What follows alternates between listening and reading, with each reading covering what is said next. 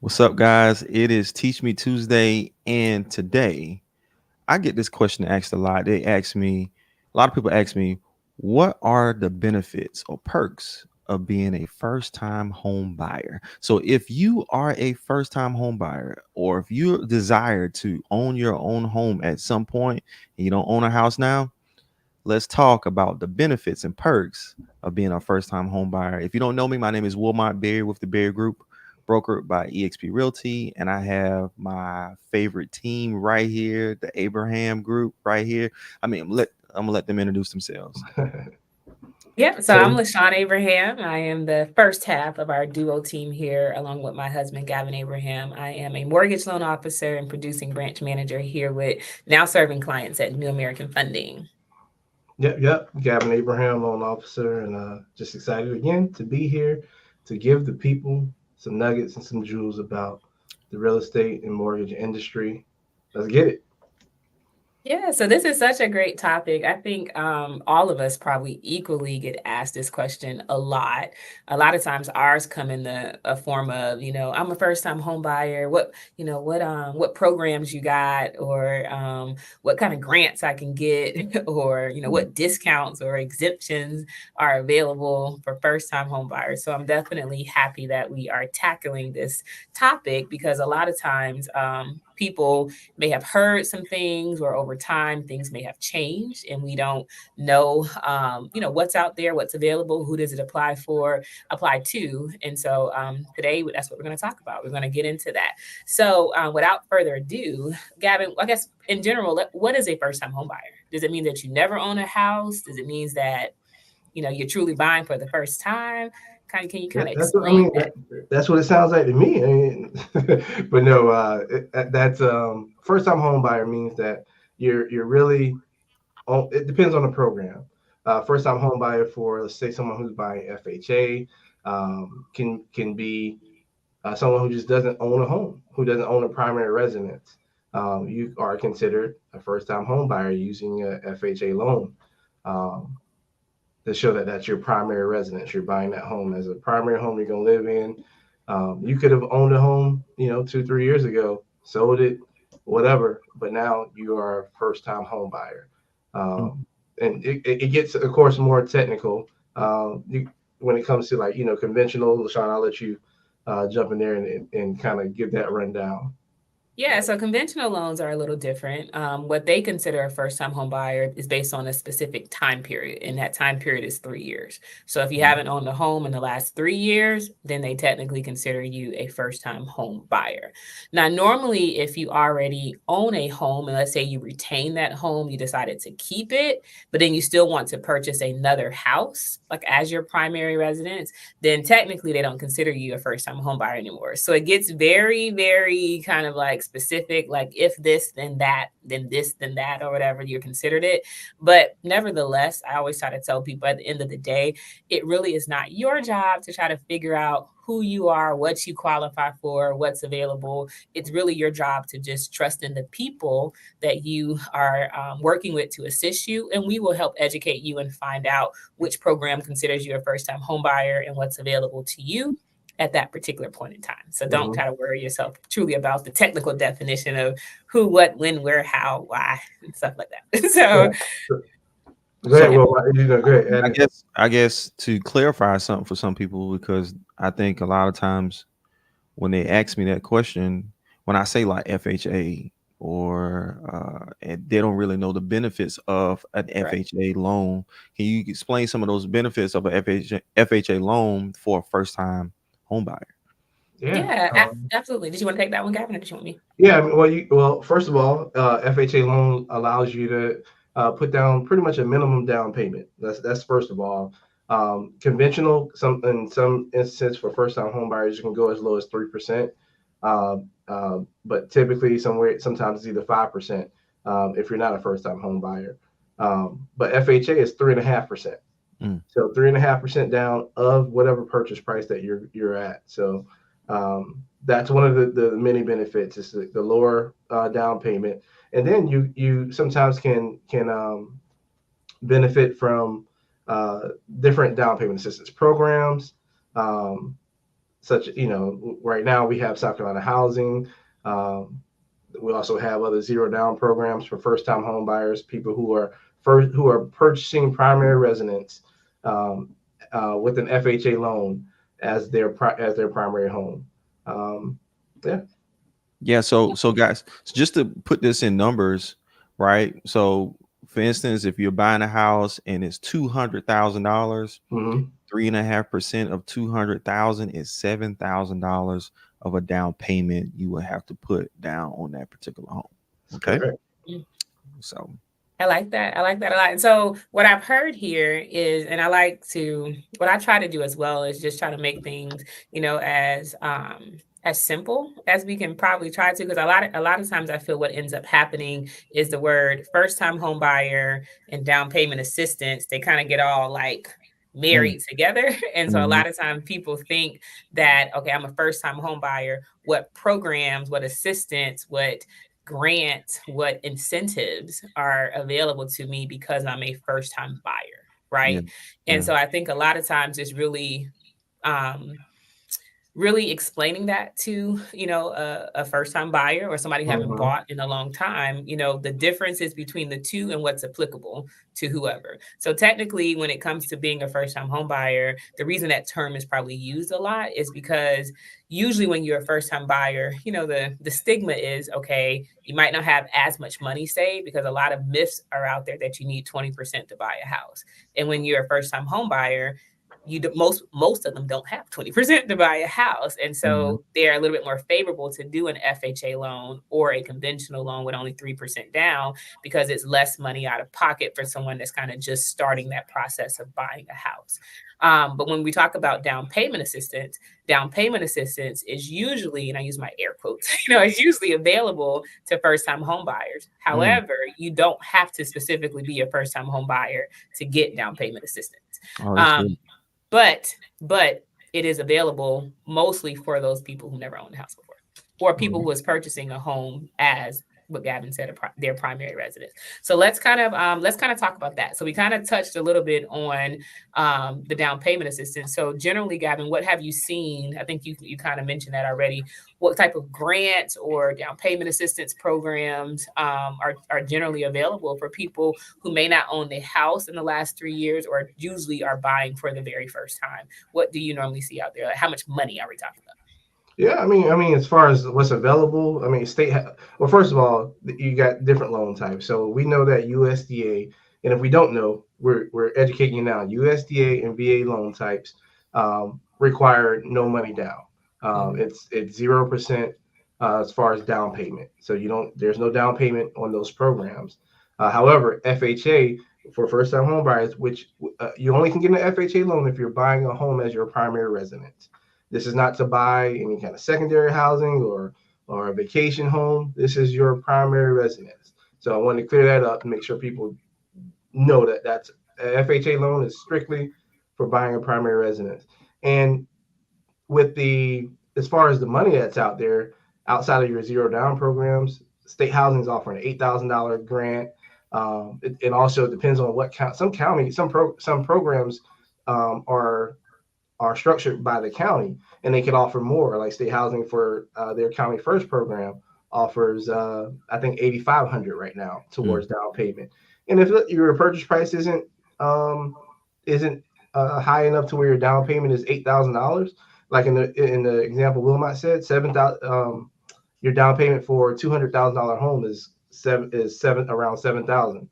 um, that additional difference that you're going to get in down payment assistance can go towards your closing costs, which that's another conversation. But you have closing costs and you also have a down payment. There's also different grants out there. We partner with South Carolina Origin that gives grants to first time home buyers. And those are like $2,000 grants, which is money that you don't have to pay back. Most down payment assistance programs are forgivable loans. They aren't just free money. You have to meet certain requirements, certain time frames that you either have to keep this home as your primary residence or whatever it may be to maintain those that loan and for it to be forgiven.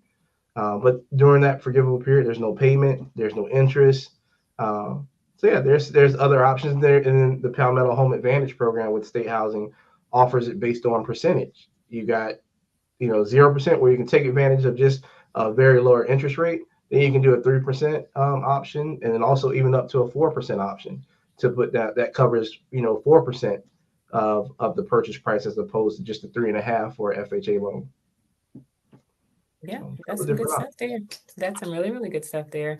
I think one of the other advantages for first-time home buyers is usually lower credit score requirements. Oh yeah. Usually, when you're a first-time home buyer, a lot of these programs like the FHA loans and even conventional, the credit score requirement is not as high. I think there's a lot of myths out there that you have to have, an 800 or 720 or 740 credit score in order to buy a house, and that's not true. These programs right here, in order for you to get in the door. So with FHA, at minimum, you're at a 580. If you want down payment assistance, then it needs to be a 620. 620 is also what's needed for conventional as well. Same thing for VA or USDA. Typically around that 580 to 620 mark is really what those scores need to be. You don't have to necessarily have the higher scores in order to do so. Now there are, always pros and cons to both, but just to get you in the door, to get you to buy that house, the minimum thresholds are not really that high. I had a question for you, Will. I wanted to think about it from an approach of, those people who are first time home buyers who come and approach you. I know what they're looking for. What's the benefit to me?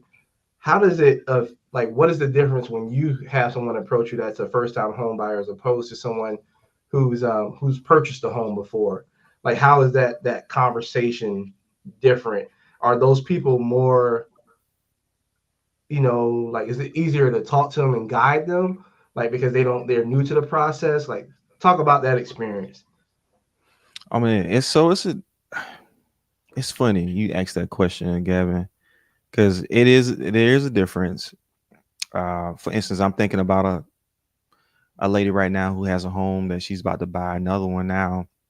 With her, they I guess with the people that have owned homes before, they understand the responsibility of a house and all the things that come with it, right?